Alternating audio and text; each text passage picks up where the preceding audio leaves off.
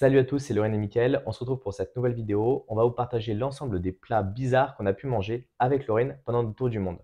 Alors, on aime bien goûter ce qui est assez exotique, assez excentrique lorsqu'on arrive dans des nouveaux pays pour découvrir vraiment la culture locale.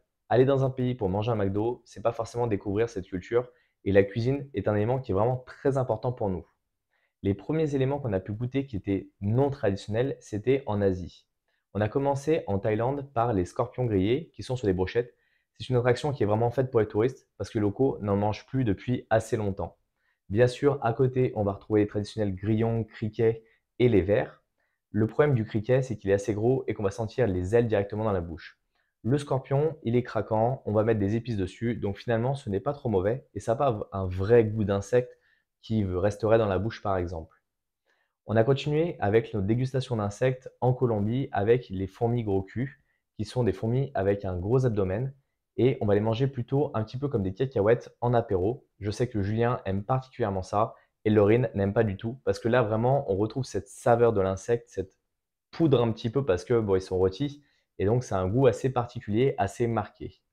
Au Brésil, on est allé voir une tribu aborigène et on a pu manger des vers de cocotier. Alors ce sont des gros vers blancs avec une tête avec deux grosses mandibules. Donc il faut faire attention quand on les mange, sinon ils peuvent nous pincer à l'intérieur de la bouche. Donc bien enlever d'abord la tête avec les mandibules. Et après, soit on mange directement l'intérieur du corps qui est un liquide qui va ressembler un peu à un goût de coco. C'est vraiment très particulier et souvent on va avoir un certain dégoût avant de le manger parce que c'est vraiment très loin de ce qu'on a l'habitude de manger globalement en Europe. Ou vous pouvez par exemple les faire rôtir et eux, ils vont plutôt avoir tendance à le manger comme ça, rôti et non pas frais. Nous, on l'a goûté frais pour vraiment voir ce que ça pouvait donner. Mais bon, c'est assez particulier. Mmh.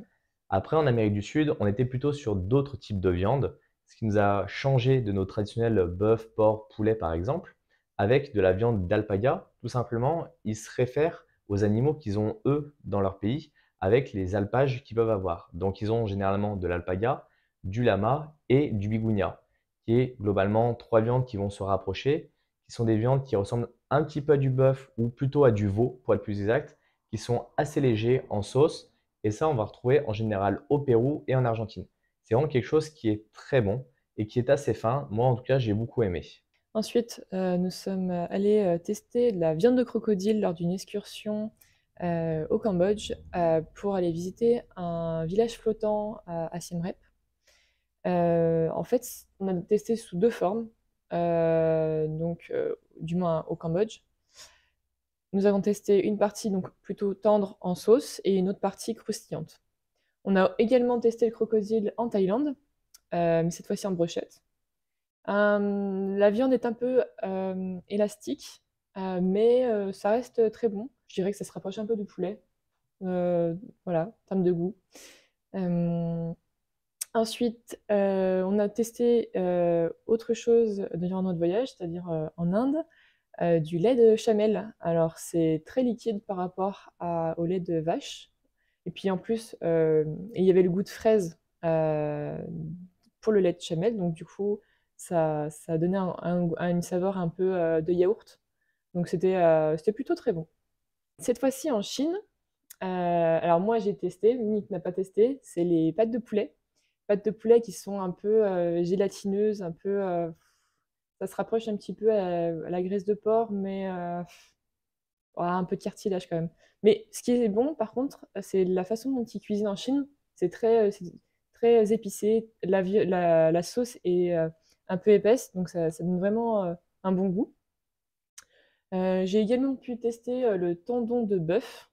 Alors, pour cette fois-ci, c'est très gras, hein. Faut savoir qu'en Chine, c'est généralement quand même très gras en termes de viande.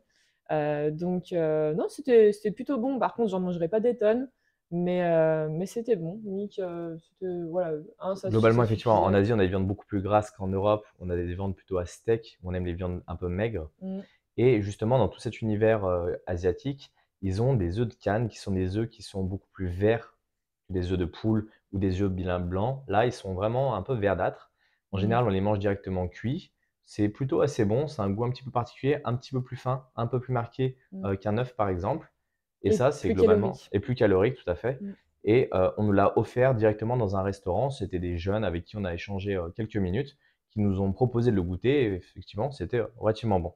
Au Vietnam, on a testé aussi quelque chose que j'avais jamais testé, avant. C'est des huîtres, gratinées en fait, qui sont, un peu, bah, qui sont cuites et cette fois-ci, il y avait de l'ail, il y avait, faut savoir que, là où on était donc c'était à Da Nang, c'était de en bord de côte où, il y avait pas mal de fruits de mer qui étaient, pas mal de restaurants de fruits de mer. Donc on a pu tester donc, les spécialités locales et donc l'huître cuite était, disponible, donc j'ai pu tester. Bon, c'était pas ce que j'ai préféré, je préfère quand même cru, donc à la française, avec un petit jus de citron.